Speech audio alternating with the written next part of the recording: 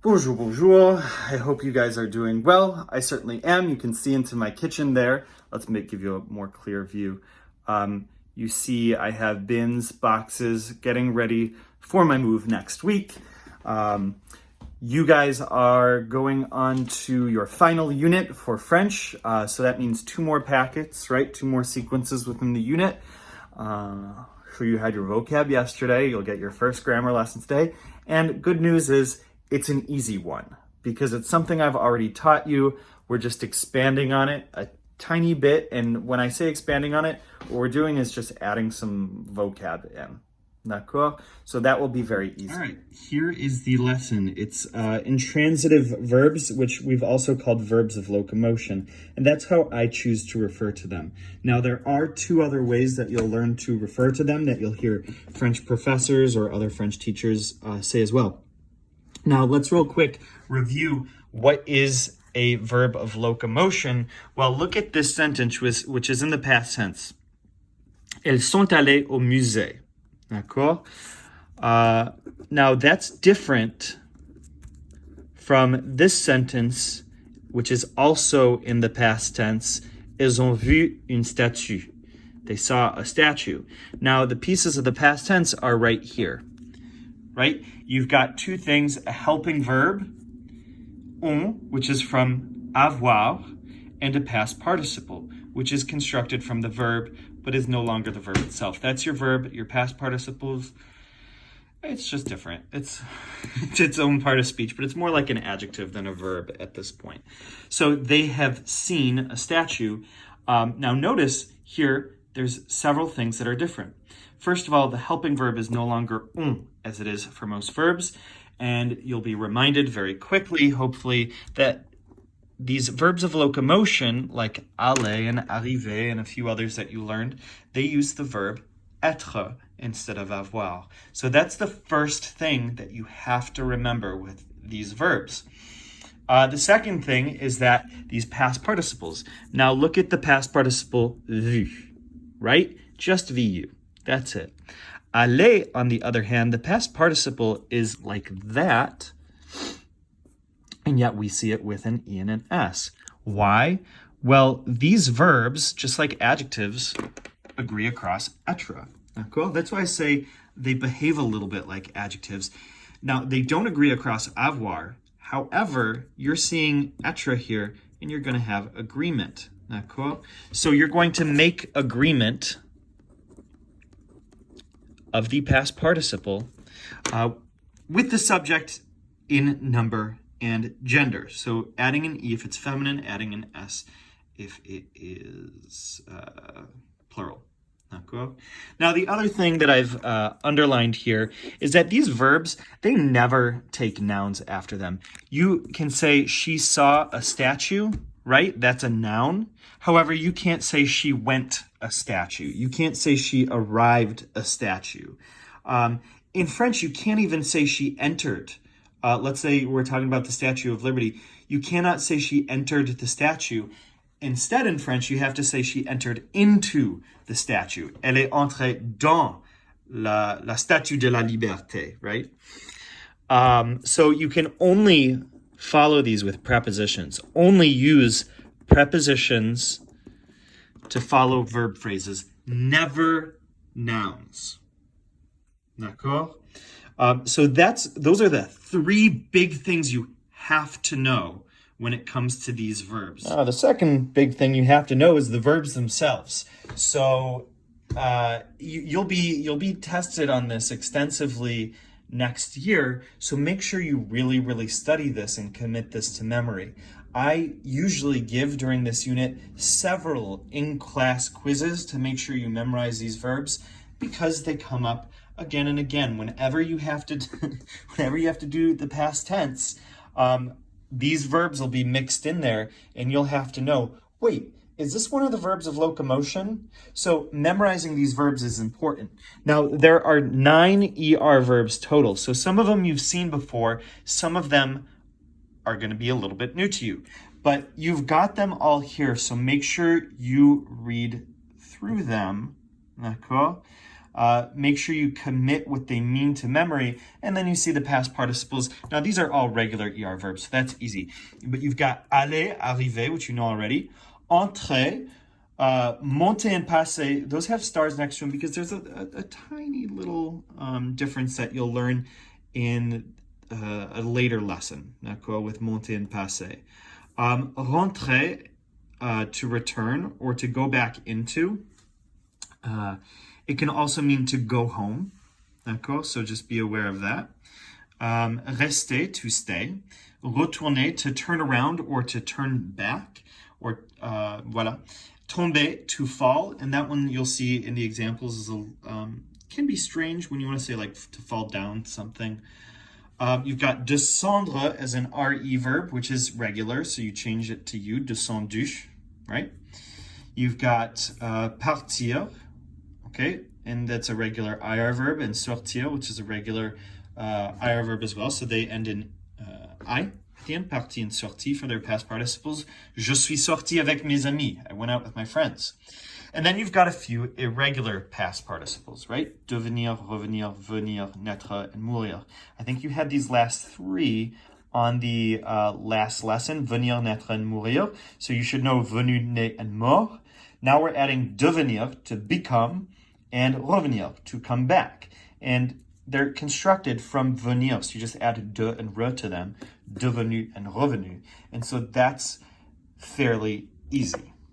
A little bit of a bonus, so I won't expect everyone to understand this nor commit it to memory, but grammatically these are called intransitive verbs. Trans means across something, so intransitives means not across.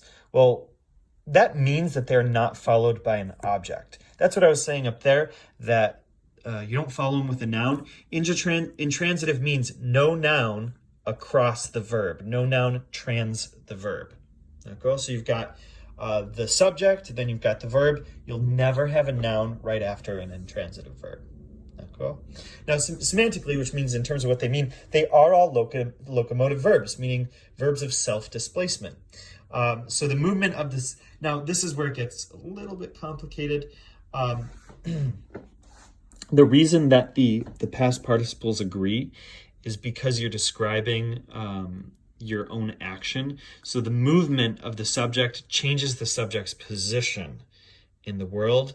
So in a way, the subject is its own object. Let's look at an example. I'm going. I want to say I went. So I performed the action of going, which is the subject of the verb, I went, but also I moved as a result of this action. So I am gone as a result of having gone, right? Of me, when I decided I went somewhere, I am gone to that place. So that's why it's constructed that way. It's a little bit confusing. It takes an analytical mind to really understand what's going on there.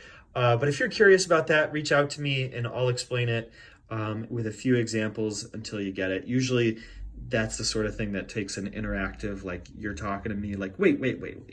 That sort of understanding. So reach out to me if you want to understand that, and I'll happily describe it. As I said, you need to memorize these verbs. You've got several memory tricks.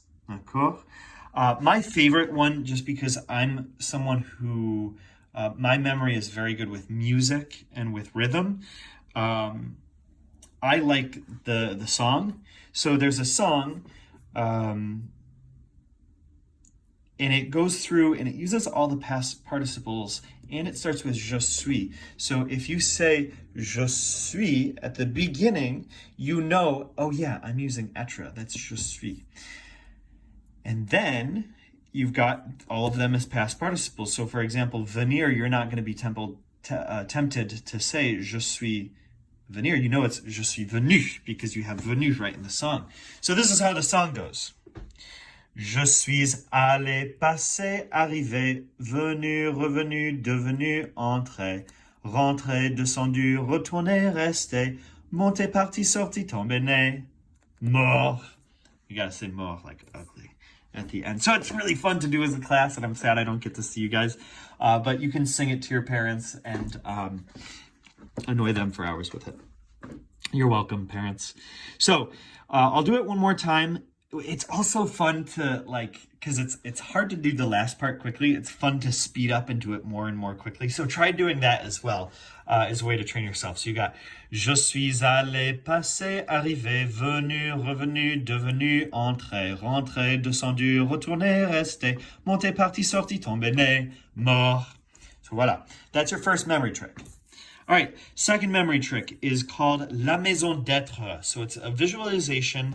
A lot of French teachers, like when I was in 9th grade, they just put this on the quiz and I had to go in and they had lines here and I had to label, all right, naître is to be born and devenir is to become. So you can visualize all the different things. You've got descendre, monter, you've got tomber, and mourir, kind of macabre. And so the different, everything is visualized. D'accord? Il passe, right? So voilà.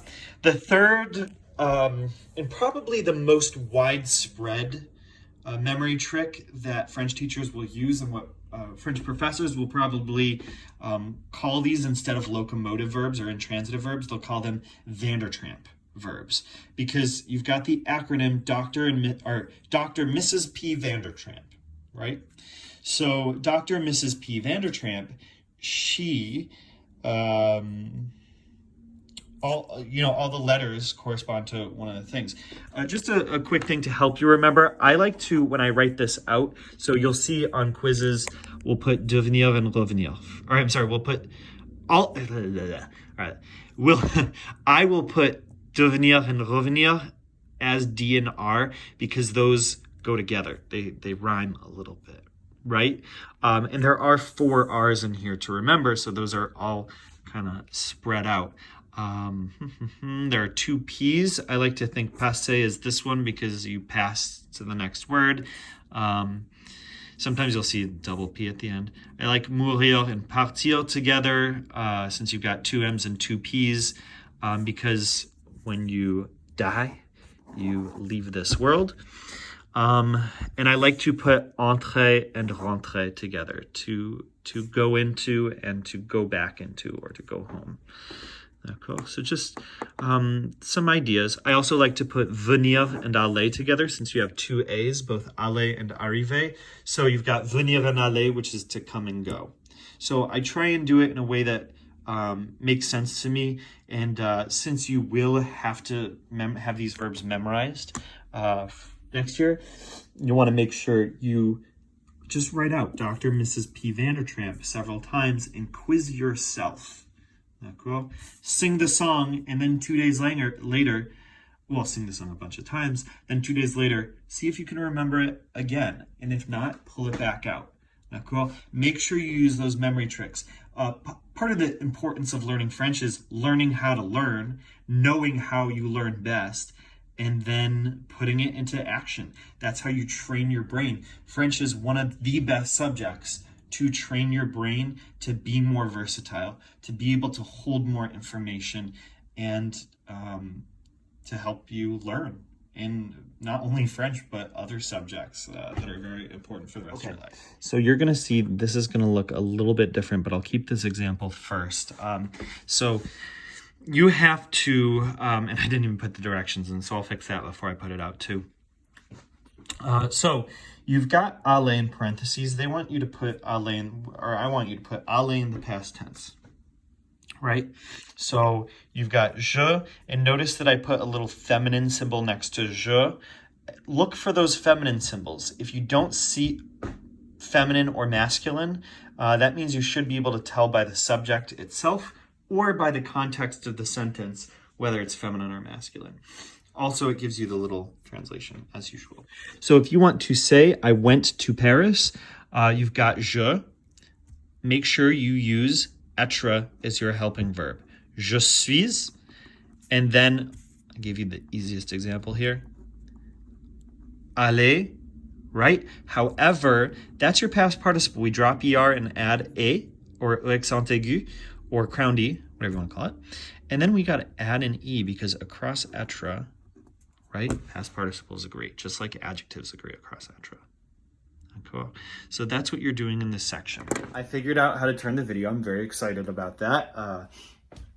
If you did not know this, you can lock your screen. I just learned this yesterday, but you can lock your screen so that the video doesn't turn on you.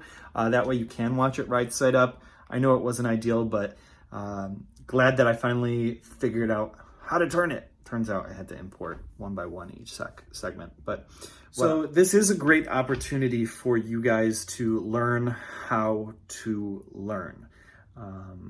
When it comes to when I put things out, what is my expectation for how quickly you're doing it? Well, if it's a grammar lesson, within a day or two. Cool? That way you can reach out to me with questions about the grammar so that when it's I don't quite understand when to use this, how to use this, what exactly are the rules, you can reach out and ask me. Cool? And then it's relevant for you, it's relevant for the other students. And you can communicate with them as well. When it comes to the activities, which I typically put out within a day or two after, I expect those to be done within a week. If you try and cram everything into one day, that's not good for your learning. Cool? Our brain needs breaks between activities we do with things. Cool? It needs rest and then revisiting. So you rest and revisit in order to really strengthen those connections. So when you learn a grammar point, you want to practice it, come back, practice it again. Cool? So if you do the different activities, if you spread them out, that's what's best for your learning. Cool? What's really, really dangerous is if you wait to do until the packet's due, for example, and wait to try and understand all the grammar within a day or two.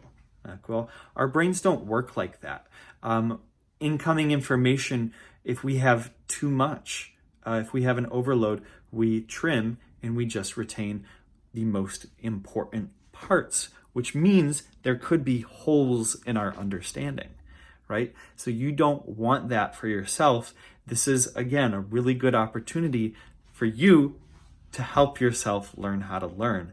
And pacing is one of those things that's really, really good for your brain. Cool? Even though it's so much easier to procrastinate. I don't want that for you. Cool? A caution to go along with that, please do go to the source and be investigators of information. So if you are not understanding something, please do reach out to me, certainly. Reach out to your friends, but be careful. Cool. Friends can be unreliable, right? Look on YouTube. You'll find information for all of the different grammar points out there to help deepen and broaden your understanding of these things. You'll find other examples that I don't give, etc. So do that for yourself. Cool. Make sure you go above and beyond. Anyways, that's it. Enjoy your afternoon, enjoy your weekend. I'll try and get the activity packet out. It probably won't be till Monday, to be quite honest. So enjoy your weekend. If I don't get it out, if I can, I will, but we'll see. Au revoir.